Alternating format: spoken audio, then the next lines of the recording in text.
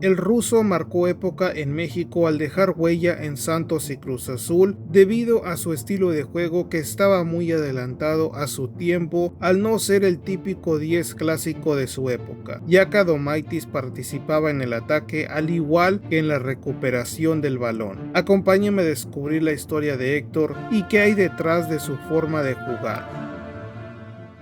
Héctor Adomaitis sería el hijo menor de sus padres, quien ambos trabajaban para mantener a sus hijos. El señor Adomaitis era amante de la gastronomía, gozaba de preparar asados, milanesas, gramajo, entre muchas delicias más. Esta pasión lo llevó a dedicarse a hacer margarina para las panaderías. Su horario consistía de 12 horas diarias, mientras que su esposa trabajaba en una farmacia. El matrimonio le otorgó a su familia con lo justo y nada más. Es así que durante la infancia y mayor parte de la adolescencia de Héctor solamente tendría un par de tacones, los cuales cuidaba muchísimo, pues esos botines le daban la oportunidad de practicar en cascaritas de su barrio, donde realizaban torneos de pago que tenían como premio ganarse un uniforme para el equipo ganador. Este premio sería el primer objetivo de Héctor en su vida, pues él era consciente de no pedir de más a sus padres, con los que tenía una relación complicada, en especial con su padre, quien al no tener tanto tiempo libre, esto ocasionaba que le tuviera muy poca paciencia, acompañado de muy pocos gestos de cariño, mientras que su madre, pese a su carácter fuerte, solía dar su brazo a torcer con su hijo, al cual le daba mucho amor y su apoyo incondicional, debido a que Héctor llegaba de la escuela para practicar fútbol desde las 5 de la tarde hasta las 10 de la noche durante la semana.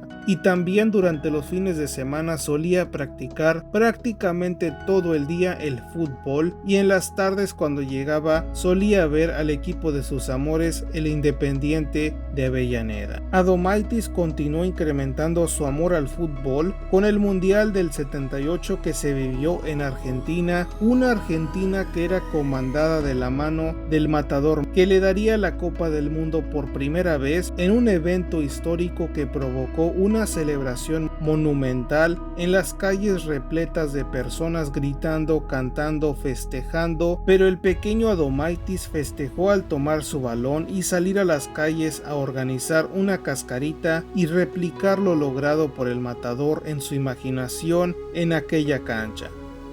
Durante el siguiente proceso mundialista, Adomaitis se enamoraría del estilo de juego de Brasil, extravagante y fluido, llevando al adolescente de 12 años en el 82 a pedirle a su padre salir temprano de su escuela para no perderse los partidos de la Canariña, que fracasó en dicha Copa del Mundo. Al concluir este mundial, Héctor ya había pasado por las inferiores del Independiente a sus 9 años, pero el estar muy lejos de su hogar tendría que abandonar en favor de Ferrocarril Oeste, donde no estuvo mucho tiempo debido a los problemas de la distancia, hasta que llegó el Club Temperley. A sus 10 años su estadía en el club duraría hasta los 17 años, que por una deuda del dueño del Temperley, este terminó por ofrecer a Héctor y a otro compañero como forma de pago. De esta forma se dio la salida a Uruguay con el Montevideo Wanderers en el 88, donde completó su formación como futbolista profesional. Durante su estadía en el Wanderers logró impresionar, llamando la atención del Concepción de Chile, donde Adomaitis tendría muy buenas participaciones en la Libertadores, que deslumbraron al director técnico Mirko Josic, que pidió al Colo-Colo fichar a Adomaitis, el cual apodaba el Ruso.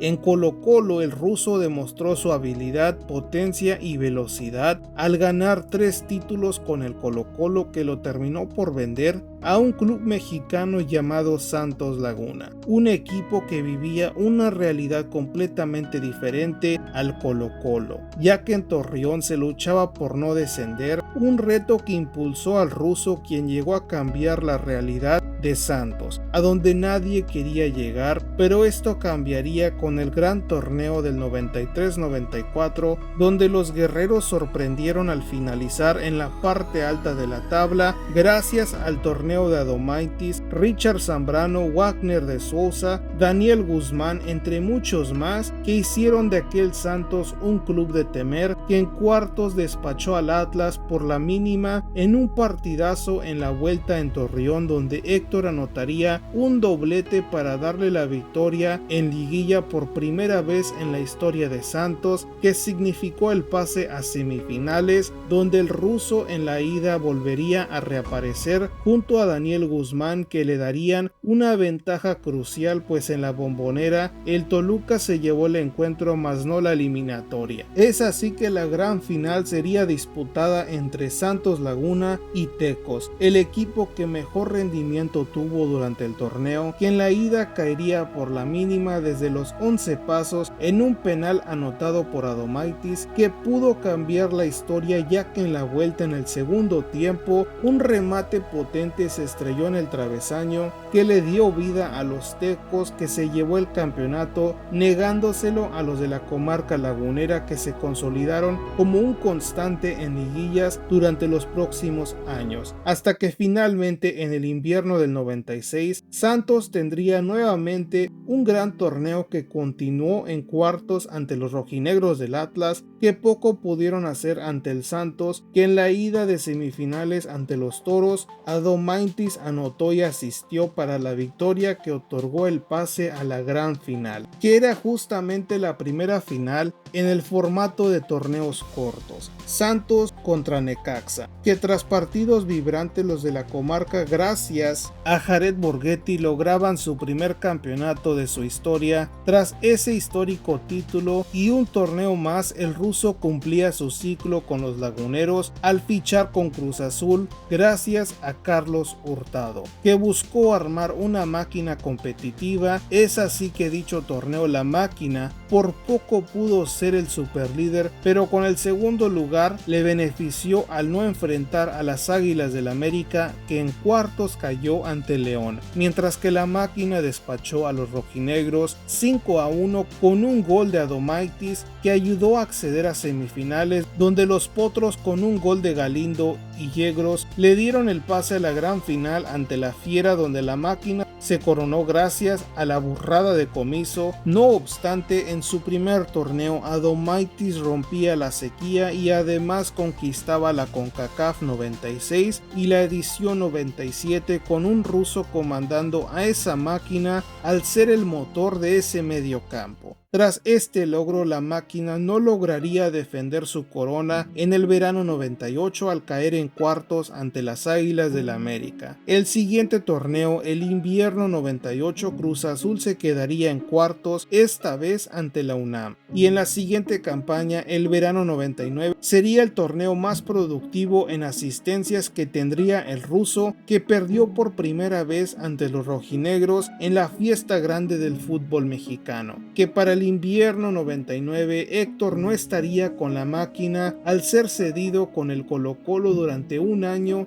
por el tema de extranjeros, que justamente previo al invierno 99 Cruz Azul incorporó a un nuevo 10 en Matute Morales y un nuevo delantero, Diego Latorre. Tras su paso por el Colo-Colo, el ruso regresaría a Cruz Azul en el invierno 2000, donde volvió a comandar a la máquina a un nuevo superliderato con el mejor torneo del Matute, que anotó 11 goles gracias al gran recurso del ruso, que era crear jugadas. Desafortunadamente, ese gran Cruz Azul se quedaría en cuartos ante los rojinegros, que neutralizaron por completo a los dirigidos por Trejo, que en el verano 2001 tenían como prioridad luchar por la Liga y la Libertadores, que representaba un reto tremendo al tener que viajar a Uruguay, Brasil, Ecuador para disputar la fase de grupos de la Copa Libertadores. Adomaitis sería un amuleto, pues al ser titular en el torneo prelibertadores, la máquina se llevaba los triunfos,